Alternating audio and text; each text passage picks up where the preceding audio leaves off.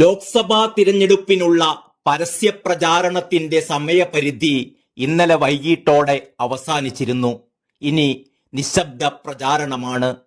നിശബ്ദ പ്രചാരണം മാത്രം അനുവദനീയമായ അവസാനത്തെ ഈ 48 മണിക്കൂറിൽ നിയമവിരുദ്ധമായി ആളുകൾ കൂട്ടം ചേരുകയോ പൊതുയോഗങ്ങൾ സംഘടിപ്പിക്കുകയോ ചെയ്താൽ ക്രിമിനൽ പ്രൊസീജിയർ കോഡ് ചട്ടം 144 പ്രകാരം നടപടി സ്വീകരിക്കാവുന്നതാണ്.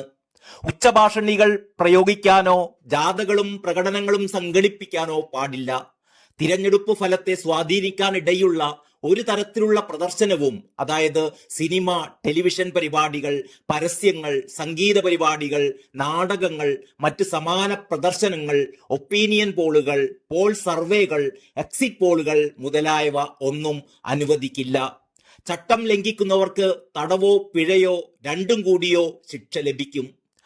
ആദ്യഘട്ട വോട്ടെടുപ്പ് തുടങ്ങിയ സമയം മുതൽ അവസാനഘട്ട വോട്ടെടുപ്പ് പൂർത്തിയായി അരമണിക്കൂർ കഴിയും വരെയാണ് എക്സിറ്റ് പോളുകൾക്ക് നിരോധനമുള്ളത്. നിയമവിരുദ്ധ പ്രവർത്തനങ്ങൾ തടയുന്നതിനുള്ള പോലീസിന്റെയും എൻഫോഴ്സ്മെന്റ് ഏജൻസികളുടെയും കർശന പരിശോധന തുടരും. വോട്ടർമാരെ സ്വാധീനിക്കുന്നതിന് നിയമവിരുദ്ധമായി പണം കൈമാറ്റം, സൗജന്യങ്ങളും സമ്മാനങ്ങളും നൽകൽ, മദ്യവിതരണം എന്നിവ ചെയ്യുന്നതായി കണ്ടെത്തിയാൽ കർശന നടപടിയെടുക്കും. ജനപ്രാതിനിധ്യ നിയമത്തിലെ ചട്ടം 135C പ്രകാരം വോട്ടെടുപ്പ് പൂർത്തിയാവുന്നത് വരെയുള്ള 48 മണിക്കൂർ ഡ്രൈ ഡേ പ്രഖ്യാപിച്ചിട്ടുണ്ട്. മദ്യവിതരണത്തിനും വിൽപ്പനക്കും നിരോധനം ഏർപ്പെടുത്തിയിട്ടുണ്ട് എന്നർത്ഥം.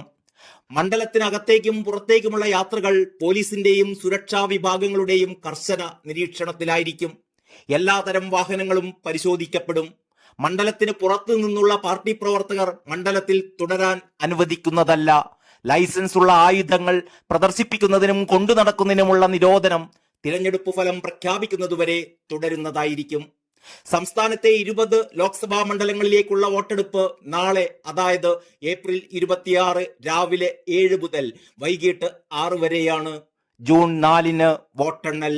സസ്പെൻസിന് പരിസമാപ്തി. ഇതിനിടെ വോട്ടിംഗ് മെഷീനുകളിൽ ഹാക്കിങ്ങിനോ അട്ടിമറിക്കോ തെളിവുകളില്ലെന്ന് കഴിഞ്ഞ ദിവസം സുപ്രീം കോടതി വ്യക്തമാക്കിയിരുന്നു. ഒരു സാഹചര്യത്തിലും വോട്ടിംഗ് മെഷീനിൽ കൃത്രിമം നടത്താൻ സാധിക്കില്ലെന്ന് തിരഞ്ഞെടുപ്പ് കമ്മീഷനും വ്യക്തമാക്കിയിട്ടുണ്ടായിരുന്നു. Control unit, VVPAT, ballot unit എന്നിവയടങ്ങിയതാണ് വോട്ടിംഗ് മെഷീൻ.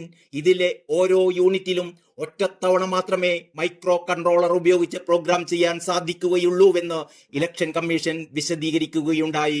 റീപ്രോഗ്രാം ചെയ്യാൻ സാധിക്കില്ലെന്ന് പറയുന്നത് തെറ്റാണെന്ന് അഭിഭാഷകനായ പ്രശാന്ത് ഭൂഷൺ ചൂണ്ടിക്കാട്ടിയെങ്കിലും തിരഞ്ഞെടുപ്പ് കമ്മീഷന്റെ സാങ്കേതിക റിപ്പോർട്ടിൽ വിശ്വാസമുണ്ടെന്നായിരുന്നു കോടതി പറഞ്ഞിരുന്നത്.